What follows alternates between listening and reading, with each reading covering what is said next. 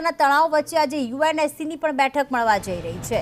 સંયુક્ત રાષ્ટ્ર સુરક્ષા પરિષદ આજે બેઠક કરશે। ભારતના એક્શનથી ડરેલા પાકિસ્તાને આ બેઠકની માંગ કરી હતી, ત્યારે પાકિસ્તાનની માંગ પર યુએનએસસીની બેઠક મળી રહી છે। બંને દેશો વચ્ચેની હાલની સ્થિતિ પર વિચાર વિમર્શ કરવામાં આવશે।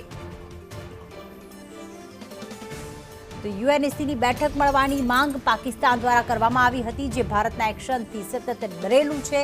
ત્યારે યુએનએસસીની આજે આ બેઠક જ્યારે મળવા જઈ રહી છે, ત્યારે ભારત અને પાકિસ્તાનના સંબંધો પર, સુરક્ષા પર ચર્ચા કરવામાં આવશે।